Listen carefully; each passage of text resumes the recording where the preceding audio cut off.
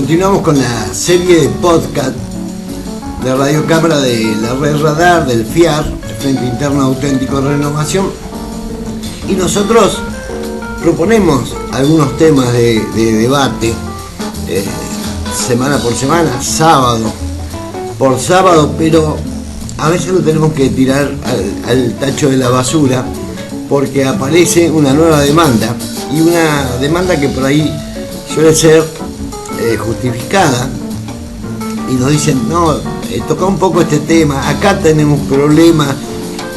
La misma militancia, la misma gente, los mismos seguidores, los mismos proveedores de contenido van identificando determinadas cuestiones sobre las que hay que hablar, sobre las que hay que charlar.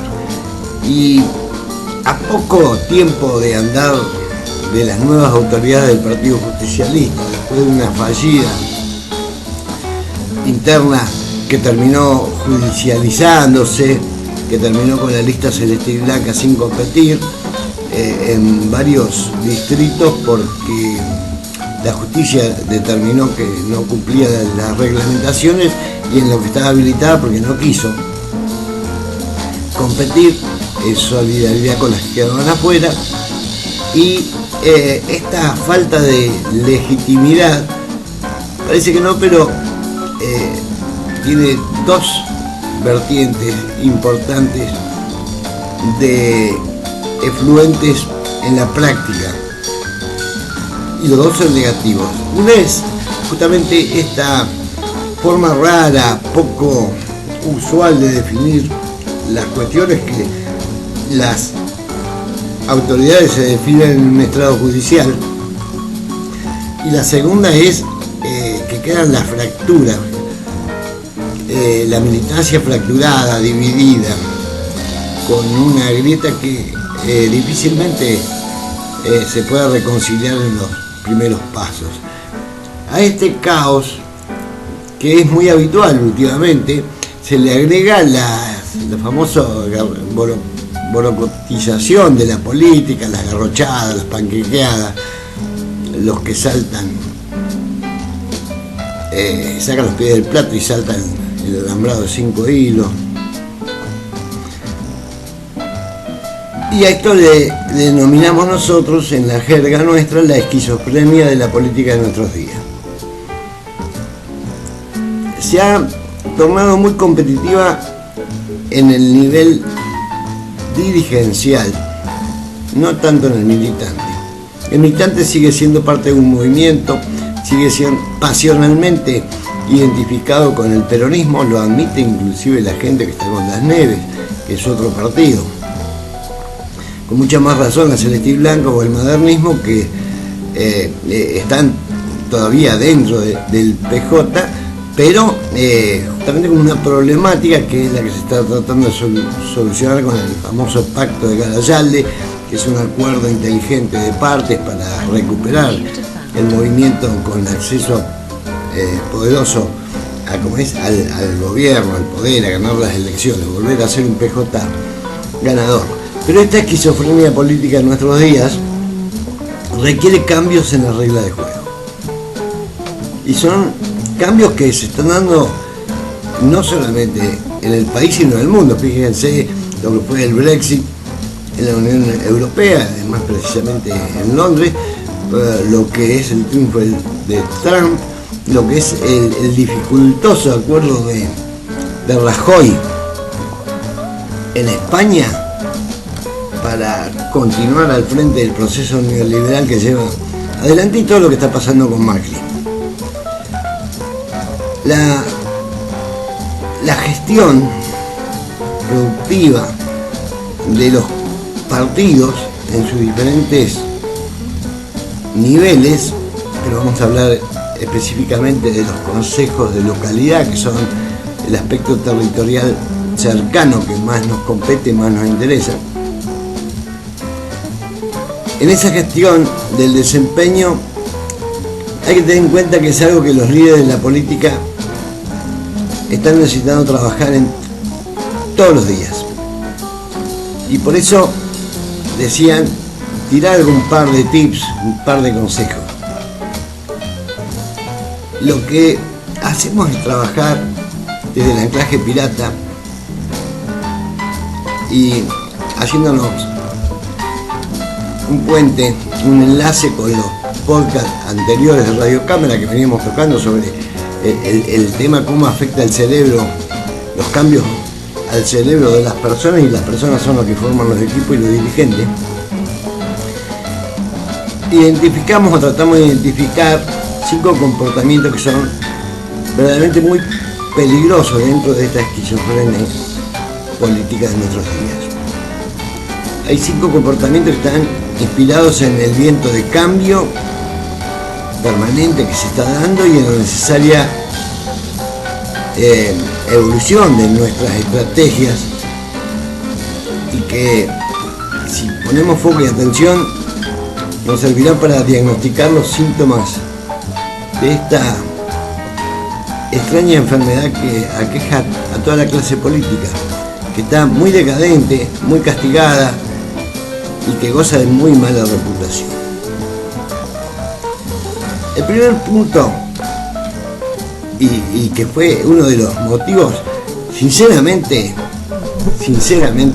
para repreguntarse 1000 veces, fue cómo la palabra cambio o la necesidad de un cambio fue lo que resultó que el 51% de los electores votasen a Macri sin tener la más puta idea de que iba a ser Macri un neoliberal con todas las promesas que había hecho en la campaña electoral y que sonaban totalmente una abstracción a lo que es en sí la política neoliberal que pensaba implementar, y a sus socios políticos en la campaña, que sí conocemos tradicionalmente cómo piensan y qué van a hacer. El primer punto, entonces, lo diferente aporta valor. Vaya si aporta valor que la palabra cambio hizo que gane. ¿Qué es lo que se dice? Bueno, lo que se dice en teoría sobre el aporte de valor de lo diferente es que la creatividad nace de la diversidad, de la heterogeneidad de los integrantes de un grupo, y se tiene pensado que la homogeneidad mata a la innovación. Si todos piensan de la misma manera, no surge nada nuevo. Se piensa que se necesitan directivos que se atrevan a pensar fuera de la caja, que rompan el molde y que, por supuesto, piensen diferente, y hacia ahí se vuelca la confianza del electorado. Pero ¿qué es lo que se hace en la práctica? Porque de este juego vamos a hacer lo que se dice que hay que hacer y lo que se hace realmente. Lo que se hace es que las organizaciones se encargan en la práctica de arrinconar y hasta matar las iniciativas particulares. Lo que hacen es apartar al diferente, especialmente si es uno de los que cuestiona aspectos importantes de la cultura política existente, o tradicional o conservadora, que es afín a la mayoría de los dirigentes y colegas militantes, y que les da miedo lo diferente. Esto siempre se hizo así. Este quiere cambiar todo. Los dirigentes tradicionales, esa élite, hace cosmética pero no hace cambios, no hace cirugía mayor. El segundo punto es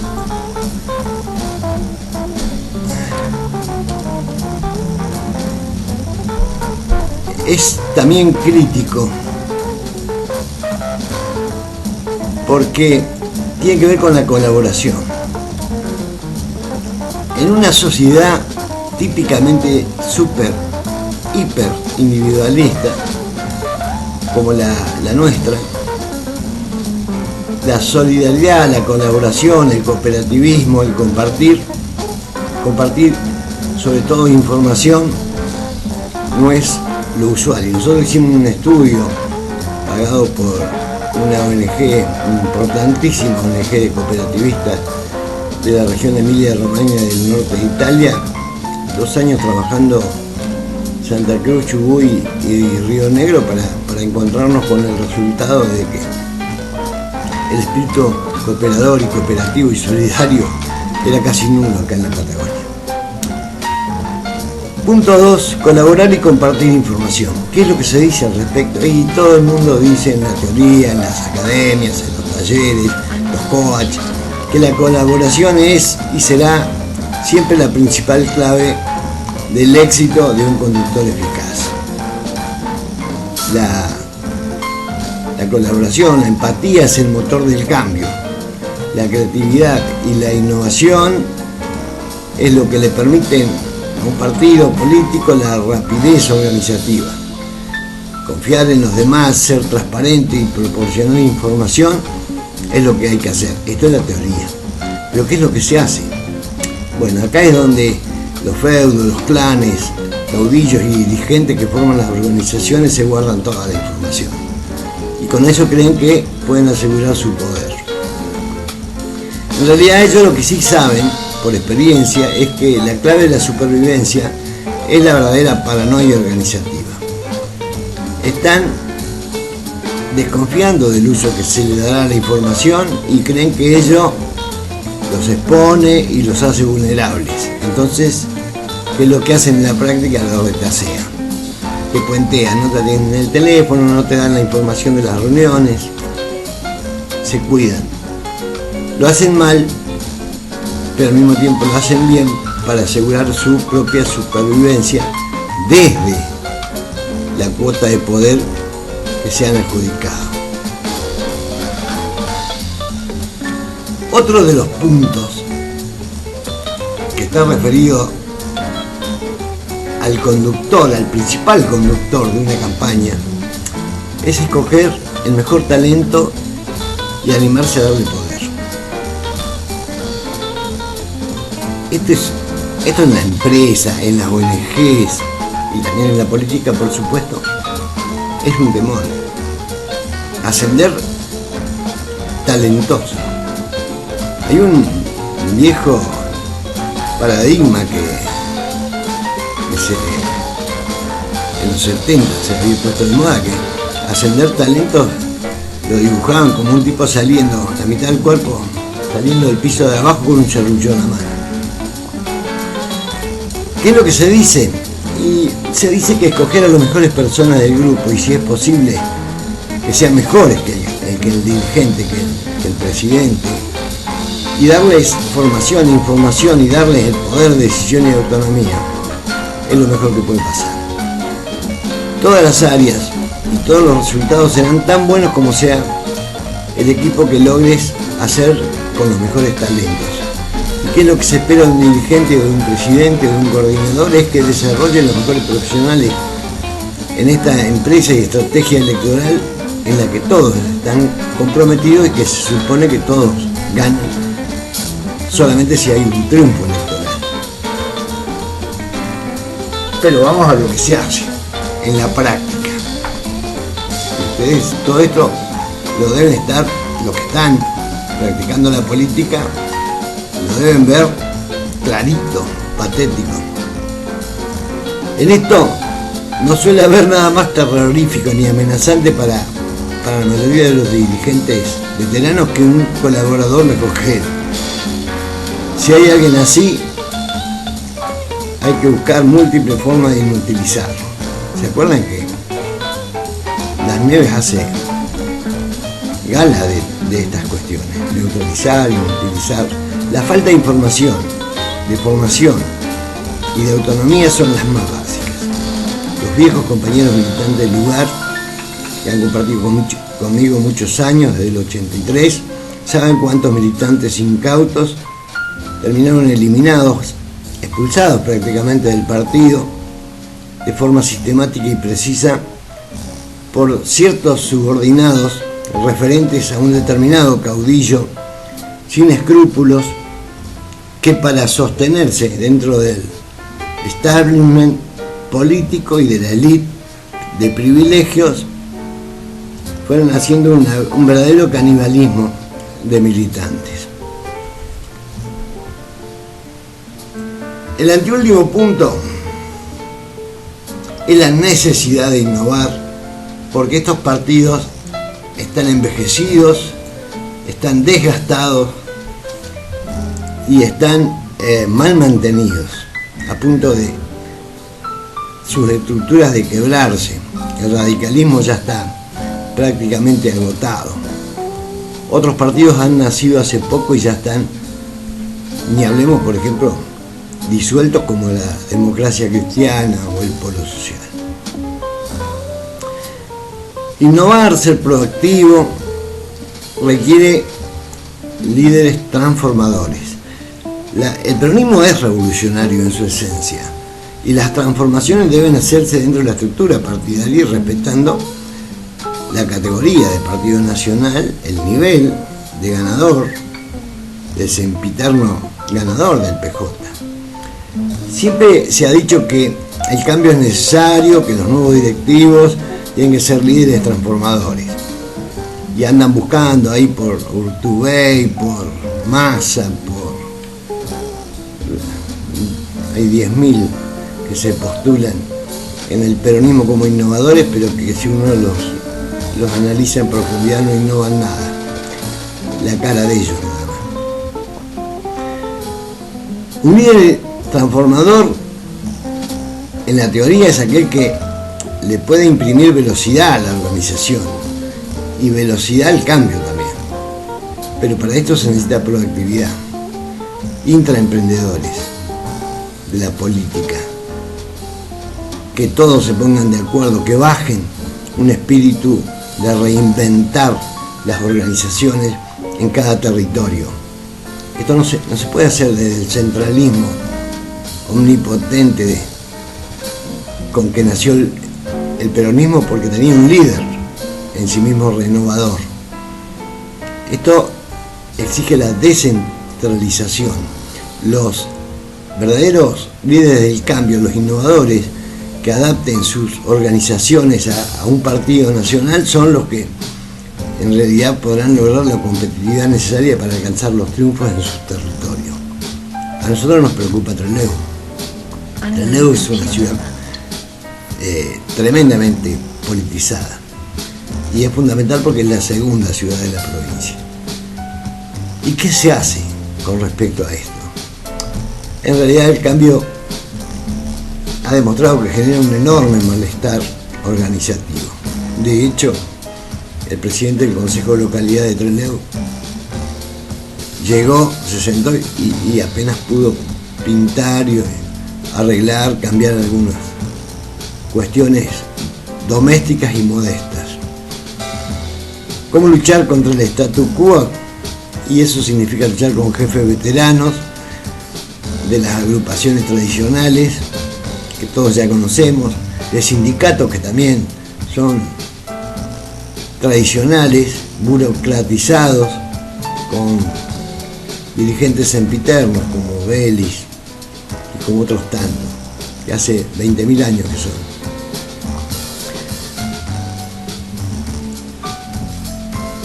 Acá hay que luchar con todo, porque también tenés que luchar con los colaboradores más cercanos y compañeros muy nuevos que en realidad son tiernos y que no se animan, que dicen, pero ¿cómo le va a caer a fulanito?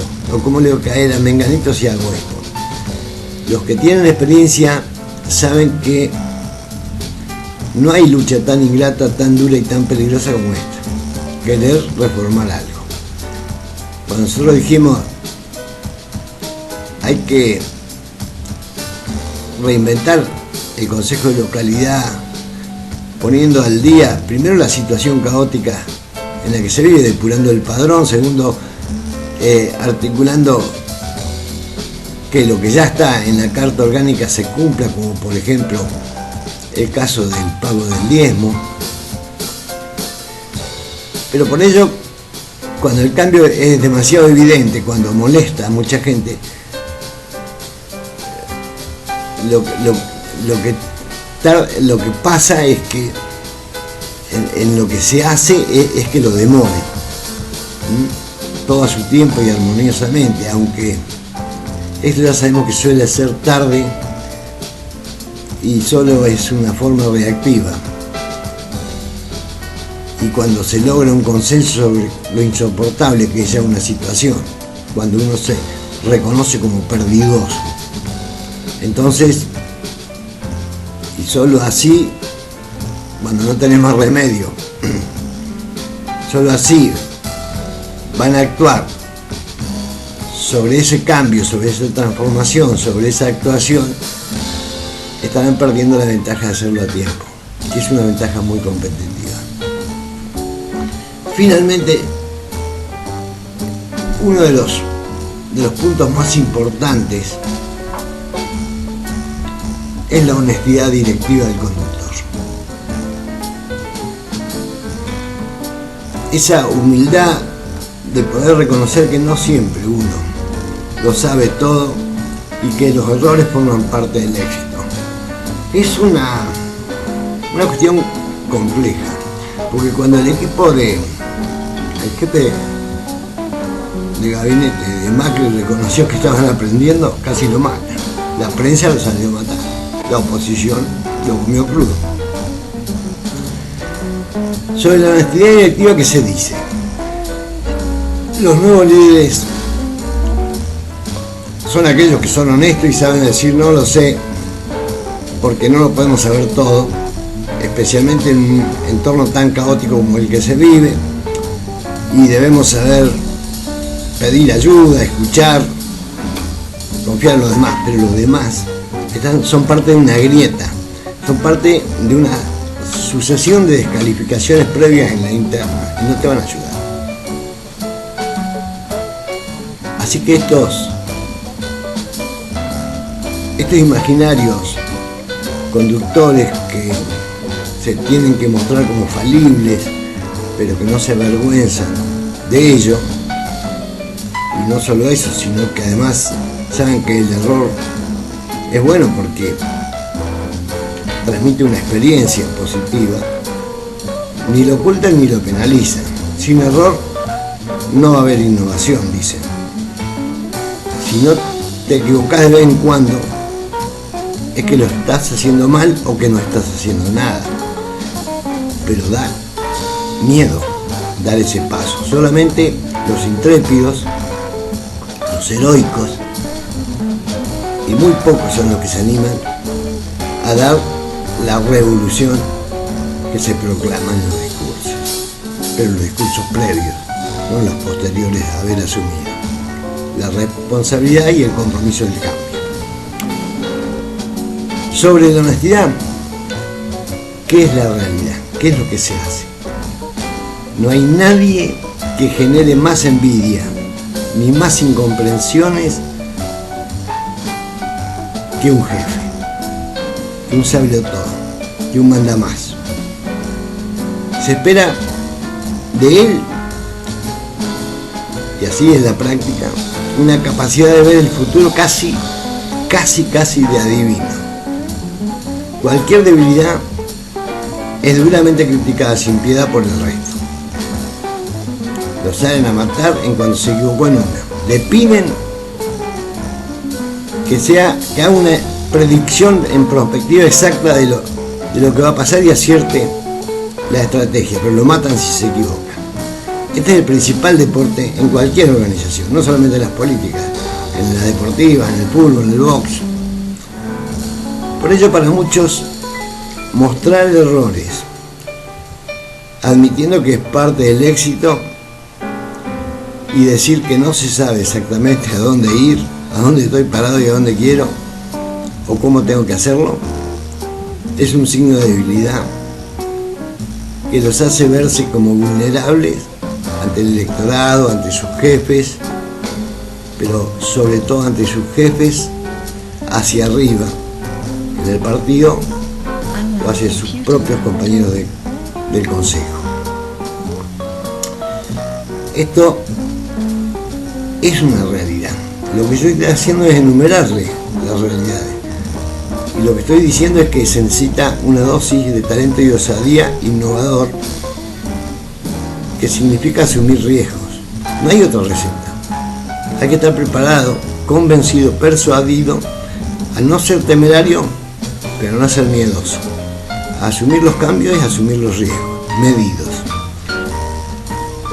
¿Y por qué digo esto? Porque la falta de competencia genera incompetencia. ¿Para qué te sirvió una campaña para llegar si después sos un incompetente? No voy a hacer alusiones a ningún intendente cercano que tenemos por acá. ¿Se puede poner orden ante esta aparente esquizofrenia que estamos viviendo? Es una gran pregunta, que es la que llevó, la que motivó este espacio en Radio Cámara. Y como siempre, Charlie, Boyanotti y yo recogemos el guante y tratamos de balbucear y también de bucear en estas aguas turbias, porque acá nadie tiene la razón. Pero si no hablamos, si no lo comentamos, si no lo ponemos en la mesa de discusión, si no se debate, pasa desapercibido y no comporta ni importa nada. Esta esquizofrenia, esta enfermedad, se produce mientras que lo viejo aún permanece y lo nuevo no acaba de llegar. O sea, esta transición se produce mientras que lo viejo todavía está ahí y lo nuevo que se esperaba no acaba nunca de llegar. Pero siempre va a ser una situación temporal. El problema es si hacemos lo temporal eterno, si hacemos la regularidad de la irregularidad. La inevitable innovación nunca te va a garantizar que te va a dar un éxito seguro. Lo que sí es seguro es que la falta de innovar genera fracaso. Si vas a seguir administrando la decadencia del Partido Justicialista, estás muerto. Vas en tobogán y vas a terminar en la nada, en la disolución de 9.000 y pico afiliados. Una masa electoral importante. Por eso, más tarde o más temprano, lo que se dice, lo que se comenta sobre los comportamientos innovadores, terminarán siendo lo real. Las organizaciones políticas que no aprendan este concepto lo van a pagar caro con su existencia. Le está pasando al Frente Peronista de Gustavo McCarthy, no al de Kuki, al de Gustavo. No supo continuar la gestión de Kuki,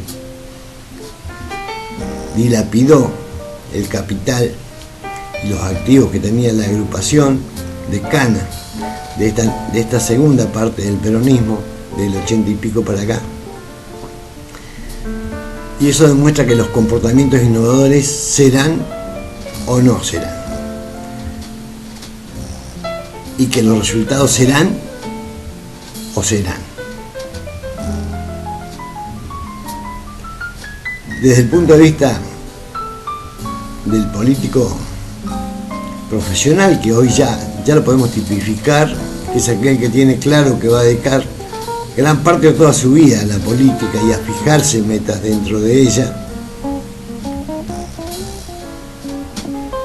entendemos que es una persona que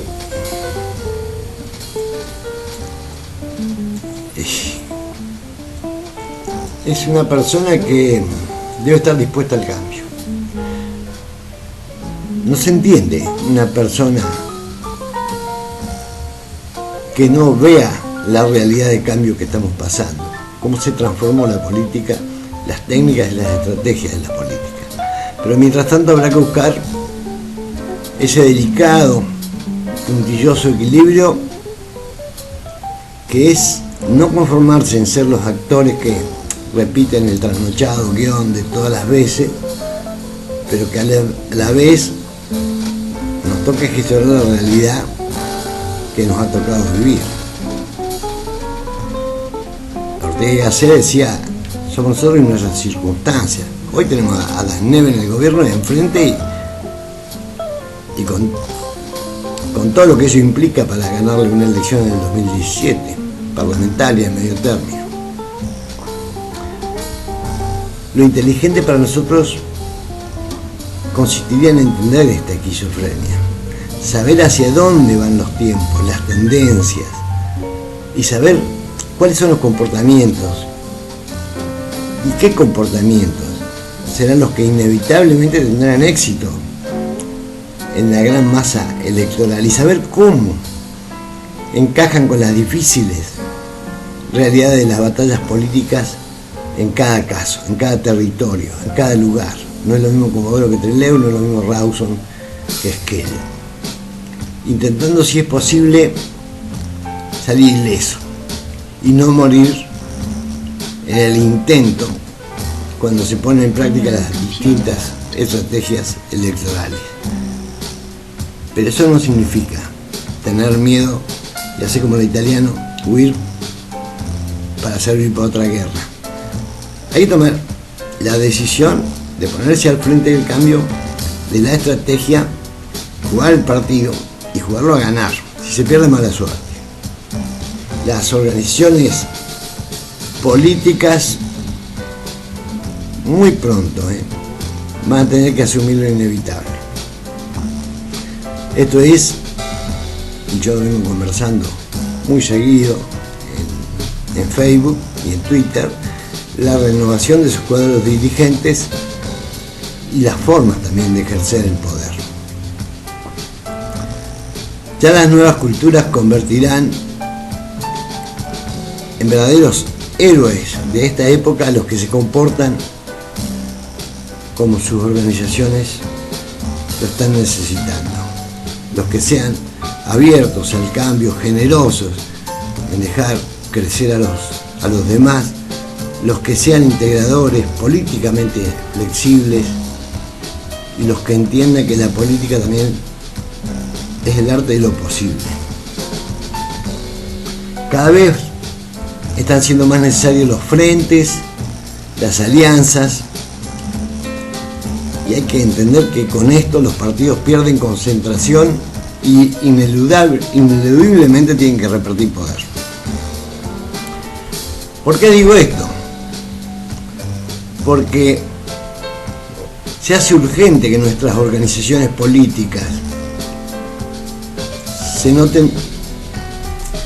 doten de una nueva cultura innovadora en la militancia que potencie estos nuevos comportamientos.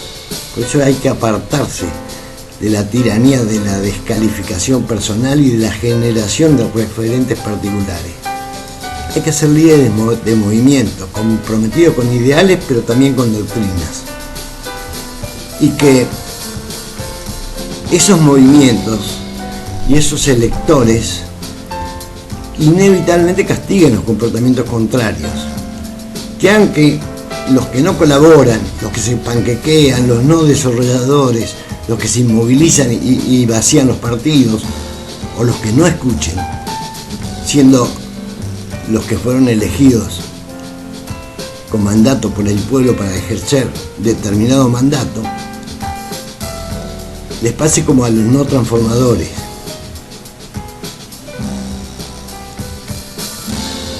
que terminen siendo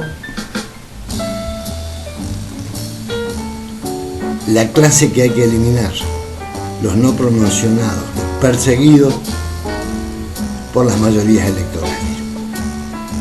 Esto lo hemos visto en el partido, tiene historia, en la época de Luder con Arminio Iglesias, el mismo Menem en la actualidad. Las nuevas generaciones van a necesitar de líderes transformadores que deberán ir ocupando posiciones de poder y espacios. Esto es inevitable. Van a tener que saber coordinar, construir nuevas culturas donde estos comportamientos sean la rutina, sean los predominantes y para nada sean las conductas peligrosas de riesgo. No pueden ser vistas las cuestiones innovadoras como un riesgo, sino un potencial de crecimiento. Estamos necesitando unos líderes muy competentes, porque justamente lo que está pasando en la política es que la falta de competencia genera incompetencia. Ahora la pregunta es, para ir cerrando ese podcast, ¿Estamos formando estos nuevos líderes transformadores? ¿Se pueden formar? ¿Son los consejos de localidad los centros de capacitación ideales? ¿Son las unidades básicas el primer eslabón de captación de compañeros futuros militantes y dirigentes de éxito? La verdad, no lo sabemos. Y no lo sabemos por la sencilla razón de que todo está en proceso de cambio. Estamos en una transición. Entonces, ¿cuál es el consejo final para cerrar el podcast?